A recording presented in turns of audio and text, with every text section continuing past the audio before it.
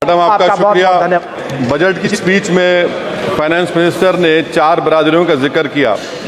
भारत की सबसे बड़ी अक़लियत मुसलमान है 17 करोड़। मैं हुकूमत से जानना चाहता हूं कि क्या 17 करोड़ मुसलमानों में गरीब नहीं है, नौजवान नहीं है, किसान नहीं है, ख़वातीन नहीं है? वतन अजीज़ में सबसे गरीब मुसलमान है, सबसे ज़्यादा नाखवानगी मुस्लिम ख़वातीन में। AIDS और PLFS का डेटा ये बताता है कि मुसलमानों में सबसे कम असासे हैं और कंजम्पशन लेवल दूसरे मजहबी ग्रुपों के बनिस्बत सबसे कम है। तालीमी इदारों में मैडम 15 और 24 साल की उम्र में भर्ती एनरोलमेंट में मुसलमानों की सिर्फ 29%, शेड्यूल कास्ट की 44%, हिंदू OBC के 51% और हिंदू अपर कास्ट की 59% है। हायर एजुकेशन मुसलमानों का एनरोलमेंट सिर्फ 5% है। PLFS का 2018-19 का डेटा वेज एम्प्लॉयज़ बताता है कि मुसलमान 22% थे, 2022-23 में 15% हो चुका है। सेल्फ एम्प्लॉयमेंट में मुसलमान हिंदू सिख से ज़्यादा 58.4% है। रेगुलर वेज एम्प्लॉयमेंट में सबसे कम मुसलमान है 15% और कैजुअल लेबर में सबसे ज़्यादा मुसलमान 26% है। तो मुसलमानों का शेयर रेगुलर एम्प्लॉयमेंट में लॉस हो रहा है एम्प्लॉयमेंट का। मुसलमान नौजवानों का ना रोज़गार मिलता है, ना तालीम के मौक़े, ना हुकूमत उनको कोई तरबियत सहूलत दी जाती है। मैं मोदी हुकूमत को एक मुसलमानों का एक अछूत बना दिया है, ना कोई सियासी नुमाइंदगी है, ना मुल्क की तरक्की में इनका कोई हिस्सा दिया जा रहा है। मैडम माइनॉरिटी वेलफेयर मिनिस्ट्री में 2023-24 में 38% की बजट में कमी कर दी गई, 5,000 से 3,000 करोड़ कर दिया गया। इस साल के बजट में सिर्फ चंद 100 करोड़ का इजाफा किया गया, मगर 23-24 के बजट के लेवल पर पैसे मुख्तसर नहीं किए गए। ये मोदी हुकूमत की बदनीयती और झूठा कमिटमेंट अक़लियतों के ताल्लुक से। तालीम के उस अक़लियती स्कॉलरशिप मैडम अक़लियतों के गरीब तलबा और तालिबात को जियाती रकम में कमी कर दी गई। 2019 में मोदी ने कहा था कि 1 करोड़ स्कॉलरशिप दिए जाएंगे, अब सिर्फ 58 लाख दिए जा रहे हैं। 47% अक़लियती एप्लीकेंट्स को हर साल स्कॉलरशिप से महरूम कर दिया जा रहा है। 10 साल से मैं कह रहा हूं कि डिमांड ड्रिवन करो। डिमांड ड्रिवन के लिए सिर्फ 3,000 करोड़ की जरूरत है, मगर ये हुकूमत सच्चाई को और ईमानदारी से काम नहीं कर रही है। 2007 और 8 से माइनॉरिटी स्कॉलरशिप का नंबर इजाफा नहीं हुआ है। Pre matric scholarship madam Kundu committee ने कहा कि मुसलमानों में drop out rate primary level पर होता है, तो हुकूमत ने 9th क्लास से प्री मैट्रिक स्कॉलरशिप पैसे दे रही है। NDMC की इक्विटी मैडम 800 करोड़ एक मजाक है। PMGAV के में 910 करोड़ दिए गए। सारी दुनिया जानती है कि जहां मुसलमान बसता है गांव में, शहर में, वो अंडर डेवलप एरिया है और आप मजाक करें ऊंट के मुंह में जीरा देकर। हज में 97 crore.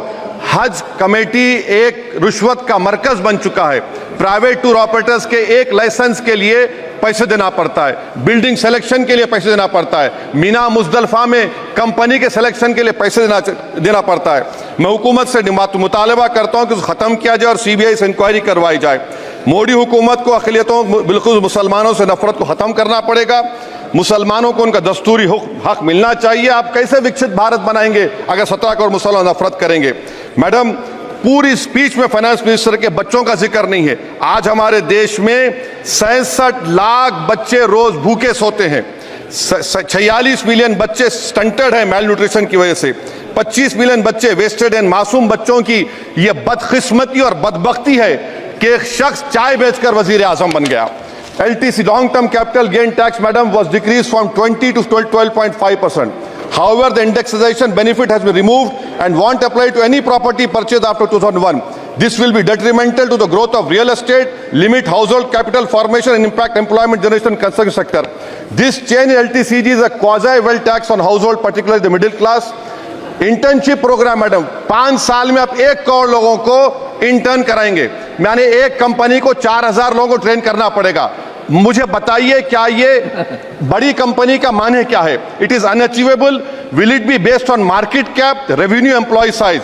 May be prime minister Modi is saying to Agniveer to do internship after 4 years of service in armed forces. Madam, 21 billion people have given up all hope and stopped looking for jobs. This brings down to 9% eligible population that is either employed or they are looking for jobs. Maybe finance minister can introduce a Berozgar tax and tax unemployed as well. No significant increase for social welfare, healthcare. It looks like Prime Minister Modi is saying देश की middle class की संपत्ति पर पहला हक हमारे alliance का है। In real terms, when adjusted to inflation, the allocation of health ABPMJ has declined. Modi is saying he said heal in India during G20. The reality is India is hurting. Madam, this government wants to increase FDI from China.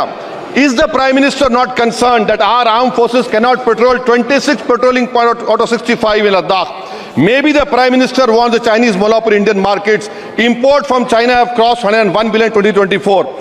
Prime Minister Modi says Khelo India, but in reality the budget has shown that Modi government policy is Jhelo India. गरीब, middle class, farming, city dwellers, men and women, सब मोदी को झेल रहे हैं. Madam, in the current financial year, in February 5th, 15,993 MSMEs have been closed. Total MSCs closed have 35,680. Andhra Pradesh bifurcation. This parliament passed a law. For last 10 years, Modi government has shown their intellectual dishonesty in not giving ITR, IIM, Bayaram Steel Factory, Railway ko Khazipet, recognition of Palmaru as national irrigation project. This shows intellectual dishonesty of this government. Madam, I end my speech by quoting a famous poet, and I'm amending certain verses. 133 crore इंसानों, जिंदगी से बेगानों, सिर्फ हुक्मरानों ने हक तुम्हारा छीना है. खाक ऐसे जीने पर यह भी कोई जीना है. बेशऊर भी तुमको बेशऊर कहते हैं. सोचता हो ये नादान कैसे हवा में रहते हैं. 133 करोड़ इंसानों, कब तक ये खामोशी? चलते फिरते जिंदानों, गरीब खवातीन, नौजवानों, किसानों से रोने की सदाएं आती हैं. जब शबाब पर आकर खेत लहलाता है, किसके नयन रोते हैं, कौन मुस्कुराता है? काश तुम भी समझो, काश तुम भी जानो किस कदर भयानक है जुल्म का ये ढब. देखो रख्स से आतिश व आहन देखते ही जाओगे, होश में ना आओगे.